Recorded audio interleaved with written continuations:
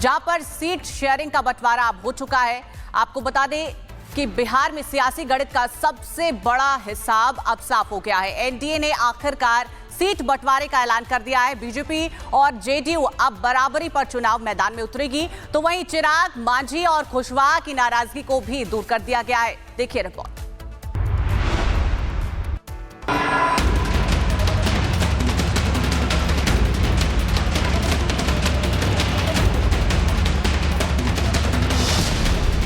बिहार में चुनावी शोर के बीच बैठकों का दौर और लंबे इंतजार के बाद आखिरकार एनडीए ने सीट बंटवारे की गुत्थी को सुलझा लिया है। बीजेपी ने न सिर्फ जेडीयू के साथ गठबंधन धर्म निभाया, बल्कि चिराग पासवान को भी गदगद कर दिया। जीतन राम मांझी और उपेंद्र कुशवाहा भी सीट शेयरिंग के फॉर्मूले से संतुष्ट नजर आ रही हैं। सबको उम्मीद थी कि बीजेपी केंद्रीय चुनाव समिति की बैठक के बाद सीटों का ऐलान होगा, लेकिन एनडीए ने सबको चौंकाते हुए मीटिंग से पहले ही सीट बंटवारे की घोषणा कर दी। पिछले चुनावों में बड़े भाई की भूमिका निभाने वाली जेडीयू इस बार जुड़वा भाई के किरदार में नजर आएगी, जबकि चिराग पासवान बड़ा हिस्सा पाने में कामयाब रहे। दरअसल बीजेपी और जेडीयू 101 सीटों पर चुनाव लड़ेंगे। एलजेपी यानी लोक जनशक्ति पार्टी रामविलास पासवान 29 सीटों पर चुनाव लड़ेगी। हम यानी हिंदुस्तान अवाम मोर्चा, आरएलएम यानी राष्ट्रीय लोक मोर्चा 6 सीटों पर चुनाव लड़ेंगे। यहाँ दिलचस्प बात यह है कि 2005 से लेकर 2020 तक जेडीयू हमेशा एनडीए में बड़ी पार्टी रही, लेकिन अब 2025 में बीजेपी और जेडीयू बराबरी पर आ गए हैं। हालांकि बराबर सीटें मिलने पर दोनों ही पार्टियों के नेता खुश नजर आए। दोनों पार्टियों की ओर से जो बयान सामने आए, उनसे साफ हो गया है कि बीजेपी जेडीयू में कभी सीटों को लेकर रस्साकशी नहीं थी। अब इंतजार आज होने वाली एनडीए की साझा प्रेस कॉन्फ्रेंस का है। दिल्ली में सीटों के फॉर्मूले पर मुहर लगने के बाद अब पटना में आज सीट शेयरिंग का औपचारिक ऐलान किया जाएगा। Bureau report, Republic Bharat. Delhi में बीजेपी चुनाव समिति की मीटिंग हो चुकी है। पीएम मोदी ने अध्यक्षता की है इसकी, और इस बैठक में उम्मीदवारों को लेकर मंथन किया गया है, जिसके बाद अब आज बीजेपी पहली लिस्ट जारी कर सकती है। देखिए रिपोर्ट।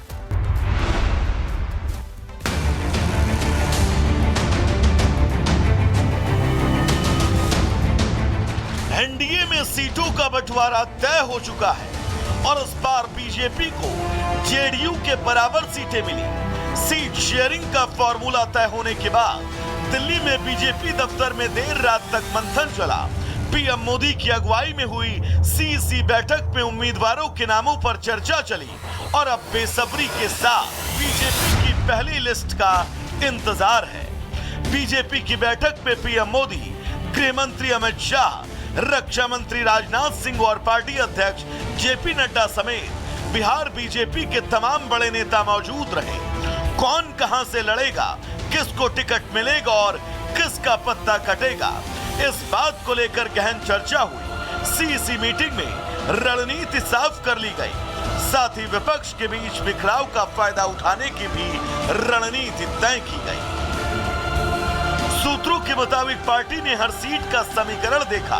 जातीय गणित, स्थानीय समीकरण और उम्मीदवार की साख का पूरा हिसाब लगाया गया।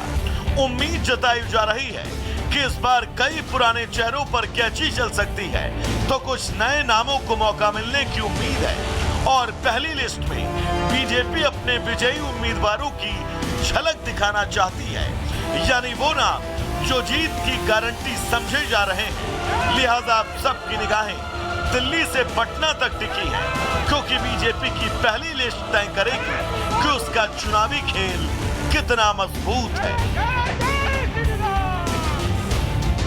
Bureau report, Republic Bharat.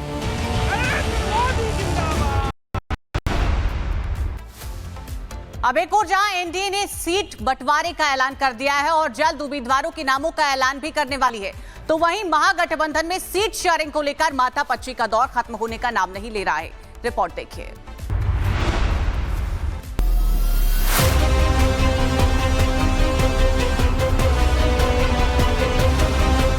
NDA की सीट बंटवारे के लिस्ट आए तो इंडी गठबंधन में खलबली मच गई, क्योंकि महागठबंधन में सीटों को लेकर पेच सुलझने को तैयार नहीं।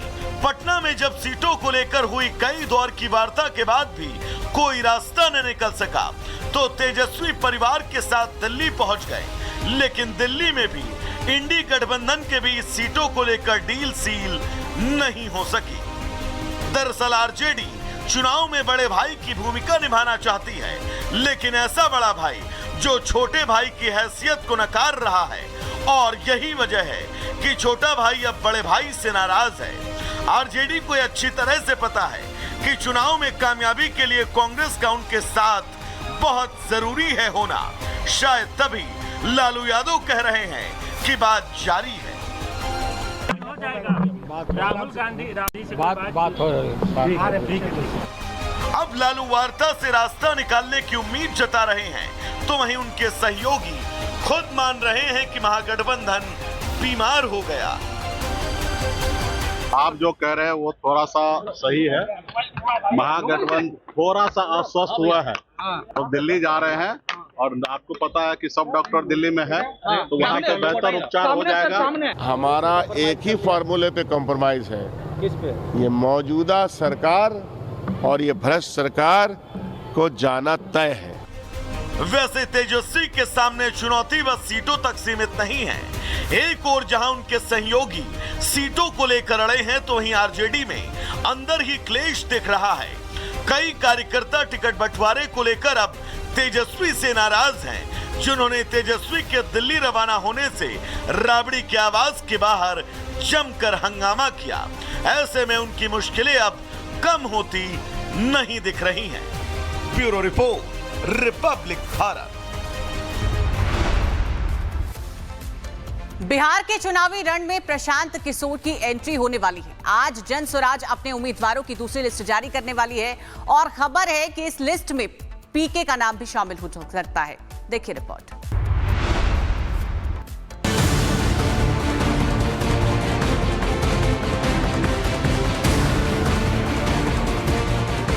बिहार के चुनावी मैदान में सियासत सरगर्म है, और उसमें प्रशांत किशोर यानी पीके नया मसाला डालने जा रही हैं। आज जनसुराज की दूसरी लिस्ट जारी होगी, और सबकी निगाहें सिर्फ एक ही नाम पर होगी, और वो नाम है प्रशांत किशोर का।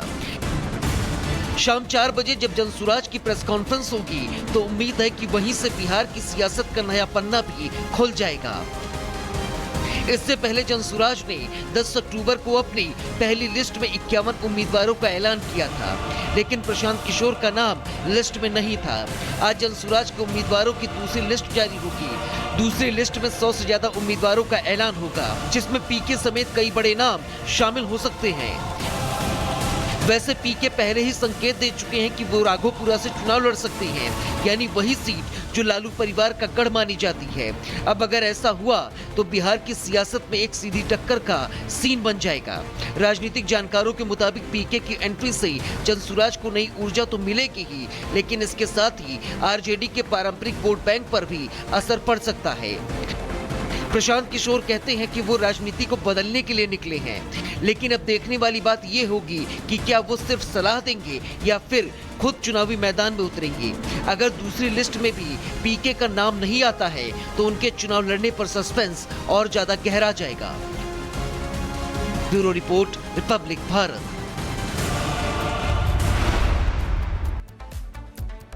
तेज प्रताप यादव की बात करें तो अब अपने अलग राजनीतिक रास्ते पर निकल चुके हैं, और आज उनकी पार्टी जनशक्ति जनता दल की पहली लिस्ट आने वाली है।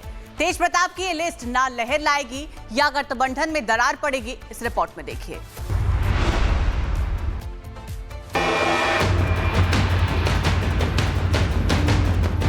हम जमीनी स्तर पे घूमते हैं, हम हेलीकॉप्टर वाले नेता थोड़े हैं। बिहार की सियासत में अब एक और नया मोड़ आने वाला है। कभी लालू के बड़े बेटे के नाम से जाने जाने वाले तेज प्रताप यादव अभी बिहार की सियासत में अपनी नई पहचान बनाने में जुटे हैं। परिवार से मतभेद के बाद तेज प्रताप यादव ने अपनी नई पार्टी जनशक्ति जनता दल बनाई है, और अब वो बिहार चुनाव में अपने उम्मीदवार उतारने को तैयार है। आज तेज प्रताप यादव अपने उम्मीदवारों की पहली लिस्ट जारी करेंगे, और उनके इस लिस्ट पर सबकी नजरें टिकी हुई हैं। कहा जा रहा है कि इस लिस्ट में कुछ पुराने आरजेडी चेहरों के नाम भी शामिल हो सकते हैं, और अगर ऐसा होता है तो महागठबंधन के सामने नई मुश्किल खड़ी हो जाएगी। अब अगर तेज प्रताप यादव ने यादव वोट बैंक में सेंध लगाई तो इसका सीधा नुकसान आरजेडी और उनके सहयोगियों को होगा। वैसे तेज प्रताप यादव बार बार कहते हैं कि हम बदलाव लाएंगे, नई राजनीति करेंगे। वो खुद महुआ विधानसभा सीट से चुनाव लड़ने की तैयारी में है।